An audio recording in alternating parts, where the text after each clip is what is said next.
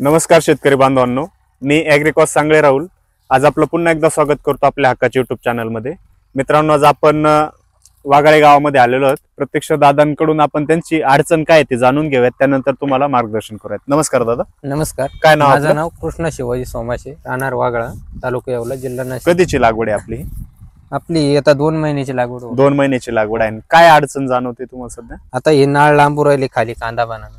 2 महिने झाले फक्त नाळच लांबते, कांदाच बनत नाही बघा। म्हणजे हे नाळ जर पाहायला गेलं तर डायरेक्ट 2-2 बोट 4-4 बोटापर्यंत नाळ वाढलेली इथं, आणि ते नाळ वाढल्या कारणानं खाली गोलटी कांदा आहे, फक्त बारीकसं गाठ तयार झाली, खाली कांदा पोचला जात नाहीये।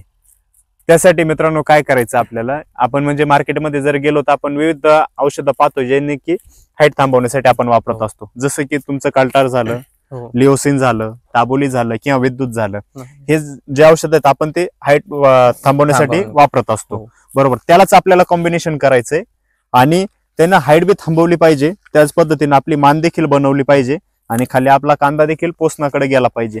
या दृष्टीने तुम्हाला मी आता इथं स्प्रे सांगणार आहे। त्याच्यामध्ये आपल्याला काय करायचंय, कल्टार किंवा लिओसिन किंवा ताबोली किंवा विद्युत या चौघांपैकी एक मॉलिक्यूल घ्यायचंय। त्याचबरोबर आपल्याला तिथं पुढचं ऑप्शन घ्यायचंय 6-12-36 म्हणजे 36% पोटॅश असलेली ग्रेड घ्यायची। त्याचबरोबर आता बघा वरती वाढतोय, आपण काय केलं, ग्रोथ रिटार्डंट घेतलं, त्यानंतर आपण पोटॅशवालं खत घेतलं, त्यानंतर आपल्याला काय करायचं, याला कीटकनाशकाची देखील गरज आहे। त्या पद्धतीने आपण कॉम्बिनेशन करून कीटकनाशक, बुरशीनाशक आणि ग्रोथ रिटार्डंट असं तिघांचं कॉम्बिनेशन करून आपण इथं तुम्हाला चांगला स्प्रे सांगणार आहोत। त्याचा फायदा तुम्हाला असा होईल, झाडाची हाईट थांबली जाईल, हाईट थांबल्या कारणानं इथं मानेकडे त्याचा फोर्स लागल, मान चांगली जाड होईल, मान जाड झाल्या कारणानं खाली कांदा फुगवणीकडे जाईल।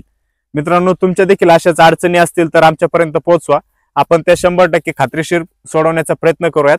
आणि कमेंट बॉक्सद्वारे तुम्ही मला पुढचा व्हिडिओ कोणता पाहिजे हे देखील नक्की कळवत जावा, जेणेकरून तुमच्या अडचणी देखील माझ्यापर्यंत पोहोचून त्याच्यावर नितांत अभ्यास करून तुम्हाला व्यवस्थितरित्या मार्गदर्शन केलं जाईल। धन्यवाद।